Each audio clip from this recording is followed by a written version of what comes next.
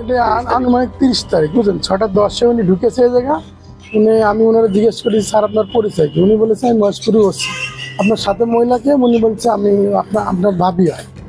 তারপরে আমি তো আমার মতন কাজ করতেছি, ওনারা রুম টুম খুলে দিয়ে ওনারা পানি এনে দিছি, আবার ওই ঘুরে বেড়াচ্ছি। এখন হলো যে ওদের বাইরের কিছু ছেলে পেলে, তার মধ্যে একজন আছে যে দুলু ভাইয়ের ভাই, তার নাম সনি, সে আর 4-5টা ছেলে পেলে আইসে ঘোরাঘুরি করতেছে। ওরা কোন থেকে জানিছে আমি জানি না। পরবর্তীতে ওই যে লোক ওসি, উনি আমার নাস্তা কিন্তু টাকা দিচ্ছে। আমি ভৈরব হোটেলে আমার এবং এই জায়গার বাবুর্চি সহ নাস্তা কিনতে দিচ্ছি। আসে দেখি যে ওরা এই জায়গা ধাক্কাধাক্কি করে নাকি ভিতরে ঢুকে ওনার সাথে ভিতরে ড্রয়িং রুম, মানে সিসি ক্যামেরা নেই, মানে বার্গেটিং হচ্ছে, কত বসছে হচ্ছে যে আপনি এ করেছেন ও করেছেন। তারপরে আমি ওই নাস্তা নিয়ে পিছন দিয়ে ঢুকেছি। ঢোকার সাথে সাথে আমারে গালাগালি দিয়েছে এবং আমার বুকের মধ্যে লাথি মেরেছে। লাথি মারলে আমি সুপার করে বসে পড়েছি। বসার পরে উনি আমার ওই টি টেবিলে গ্লাস থাকে, ওই গ্লাস তুলে মারতে গেছে। আমার বাবু ঠেকাই দিয়েছে, দিল্লি আবার ওনারে ধাক্কা দিয়েছে, যে গ্লাসে মারতে পারিনি। আর ওই জায়গায় কিছু আমি দেখেছি কিছু টাকা লেনদেন হয়েছে, কত টাকা জানি না। হাতের মধ্যেই অনেকগুলো 1000 টাকা না অনেকগুলো।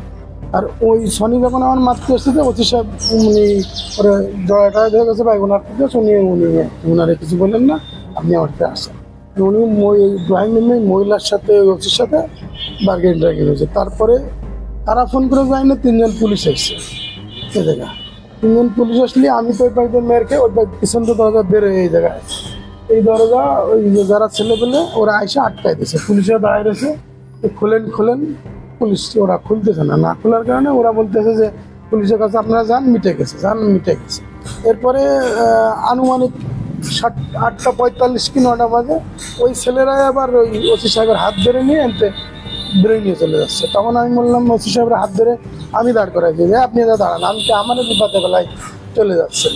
উনি আমার কাছ থেকে হাত ছুটে, আমাদের নির্বাহী প্রধান দাঁড়াইছিল, আরও আনসারটা ছিল, তার সাথে হ্যান্ডশিপ করে বলতেছে যে না আমরা আসছিলাম একটা কাজ থেকে চলে যাচ্ছে। ওরা আবার ওই শরীরে আবার ওনারে নিয়ে গেছে, আর মহিলারে ওই পিছন দিয়ে পার্ক করে দিয়েছে গেট দিয়ে। এই ওয়ালটন এখন দেশের সীমানা পেরিয়ে পৌঁছে গিয়েছে 50টিরও বেশি দেশে। ওয়ালটন, ঘরে ঘরে বিশ্বজুড়ে।